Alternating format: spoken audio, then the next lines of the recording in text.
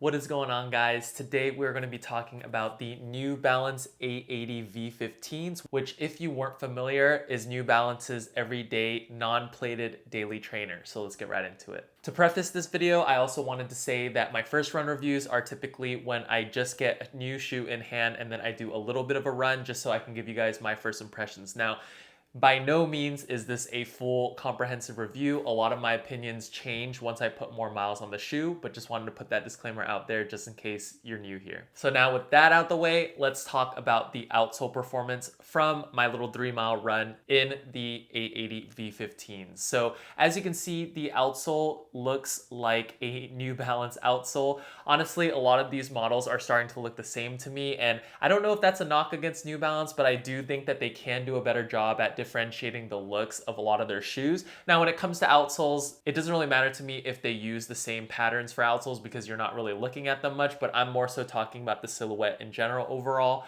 I think that the models are starting to look a little bit similar. I also think that the feature set as well as the materials used and everything kind of feels a little bit similar or the same in every model. So that's just a little bit of side note. But starting out with the traction, I did a 3 mile run on the road in pretty good weather conditions. It was just a little bit windy, but the road was dry and nice. So I honestly didn't have any traction problems or complaints with this outsole. I think it's pretty tried and true. They have this on the New Balance More V5, 1080 V14s.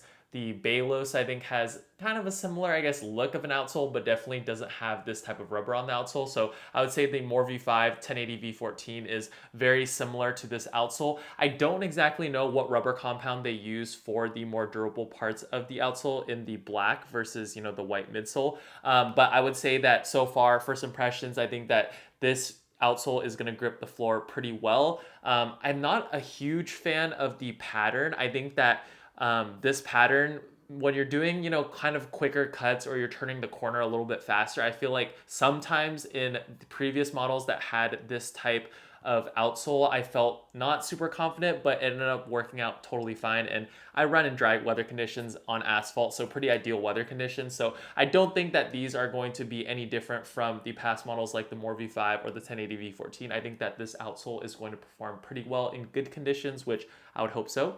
And as for durability, I do like that there is a lot of coverage on the outsole. I think that this shoe is actually going to last a pretty long time. I think, if I'm not mistaken, this outsole has a little bit more coverage than the 1080 V14 as well as the More V5 when it comes to where they put the durable rubber on the outsole. So in my opinion, I think that this shoe is going to last a long time just from first impressions and just looking at the shoe. So from an outsole point of view, my first impressions have been pretty good so far. I mean, that's a 3 mile run on asphalt in good weather conditions, so I wouldn't expect anything else. So moving on to the cushion setup of the 880 V15, we have a full length Fresh Foam X from New Balance. And the reason I put quotation or air quotation marks is because New Balance kind of throws Fresh Foam X around like it's the same foam in every model when it's not. And in this case, I think if you are familiar with the 880 series, you know that it's known for being a little bit more of a firmer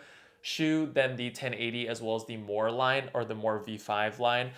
So in this case, that is exactly right. Even though it is a Fresh Foam X, and from looking at the spec sheet, you might think that it might feel a certain way. It definitely does feel a little bit more dense and a little bit more firm than the counterparts of the 1080 V14 and the More V5. So in my little run, I felt that the foam was definitely pretty comfortable. I felt that it was a little bit more firm, but due to the increased stack height from last year's 880 to this year's, I also haven't ran in an 880 before, so this is my first time. And they did do quite a redesign from last year's model to this model. They did have a pretty high stack height, so 40.5 millimeters in the heel, dropping to 34.5 in the forefoot, giving it a 6 millimeter heel to toe drop, which I personally really like. And that much foam as well as having a firm foam as well was an interesting combination. I do feel like the shoe is a little bit heavy, and I'm not usually one to complain about weight when it comes to daily trainers, but I did notice that this shoe felt quite substantial on my foot. It felt a little bit more like a max cushion shoe, not from the feel of the cushion setup, but just from the weight overall, and kind of like it just felt like a chunky shoe. Like I didn't have a lot of ground feel while I was running because it was pretty firm and there is a lot of foam in the forefoot and the heel. But it just felt a little bit bulkier. Not as bulky as the More V5, but from a width standpoint, but just from an overall heft of the shoe and just like the feeling of the shoe, it felt a little bit heavier. As for the cushion setup, I thought that it worked really well. I mean, I only ran 3 miles. Legs are still kind of recovering from the LA Marathon, and I ran a little bit faster for this 3 mile run. I ran at an 8:30 pace, which for me is pretty fast. But I just felt like since the shoe was pretty firm, as well as there was a lot of protection, I did feel like the go ahead of, oh, my legs are protected, I can kind of push the pace, because I think that the foam did a good job of absorbing the impact, but not being too mushy to the point where I feel like I'm sinking into the shoe. So it was a nice blend of impact protection as well as a little bit of firmness and stability. Now, I wouldn't say that this Fresh Foam X Compound is very responsive. I never felt like a lot of bounce in it, but again, that's only after a 3 mile run. But I do hypothesize that even when I put more miles on the shoe, Fresh Foam X for me personally has never been the bounciest foam or the most responsive foam, but what it has been is really good in impact protection, as well as usually pretty comfortable, whether that's soft or a firmer iteration like we have in this shoe. So I think from a cushion standpoint, I do feel like it's a little bit weird where it has the stack height of like a max cushion shoe and you don't really feel too much ground feel, at least from my first impression.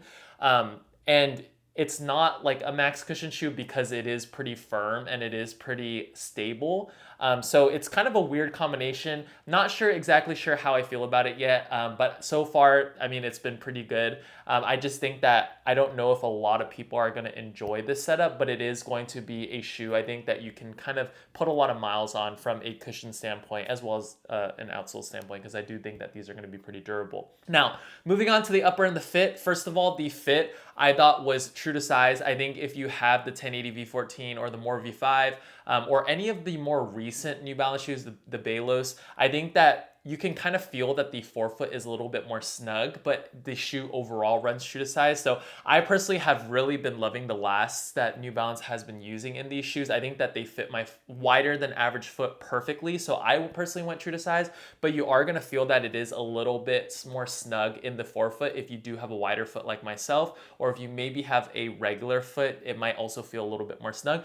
But it does start to break in, just like from speaking from past experiences in the other models. I do think that this material is going to break in a little bit more and you will have a little bit more wiggle room as you put more miles onto the shoe. So in my opinion, go true to size if you have a slightly wider than average foot or if you have a regular foot and you do like that snug feel or fit, which I personally really do. If you want a little bit more room and you do have like really wide feet, maybe opt for the wide option, or maybe try on the shoe in store, or maybe go up half a size. It's really, really hard to say because everyone's foot shape is different and people have different preferences when it comes to fit.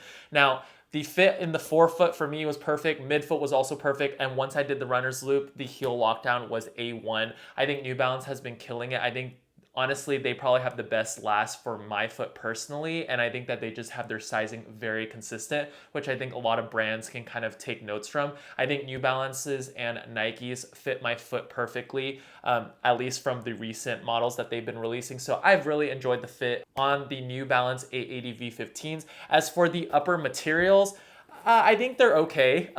If I'm being completely honest, I don't think it's the most premium mesh that they could have used, as well as the tongue.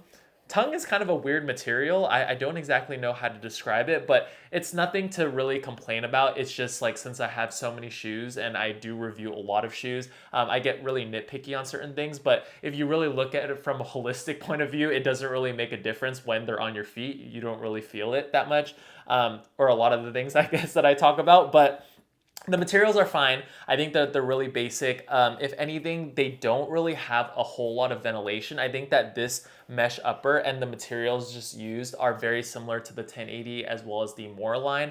So if you have those shoes or if you've felt those shoes before, I would say that it's pretty similar to that. I don't think that they really cheaped out or made the materials too different, but I do think that it is a pretty thick mesh, and I don't think you're going to get a lot of airflow in this shoe.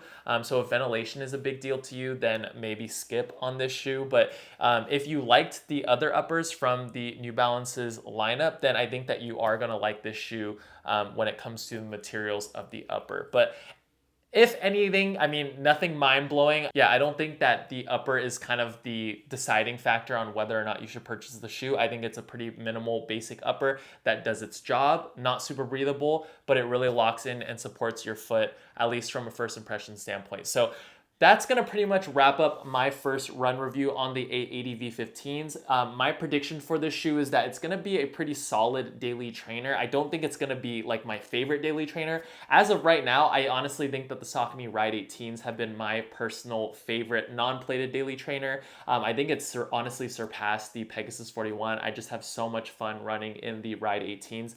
I really love that midsole, but I'm going to still give these a chance, and I'm going to put more miles on the shoe and let you guys know in my full review, which should come in about 5 to 7 days. I typically like to try to put 30 miles on shoes before I review them, maybe 25 to 30 miles, we'll see. And yeah, that's going to pretty much wrap up my first run review of the 880 V15s. I don't think that they're anything revolutionary, but they also are very solid so far. And I have a prediction that they're going to be a pretty solid daily trainer overall, and especially if you are a New Balance fan, or if you're like me and you personally really love the fit of New Balance shoes, then you are probably going to like this shoe as well. So thank you guys so much for watching. Stay tuned for more comparison videos as well as more full reviews on running shoes. And let me know in the comment section down below if you have this shoe, or if you're looking at this shoe, or if you want me to compare this shoe to other shoes. I'll take that into consideration when I make comparison videos, including this shoe in the future. So that's going to pretty much wrap up the review. Thank you guys so much for watching, and I will catch you guys in the full review of these. So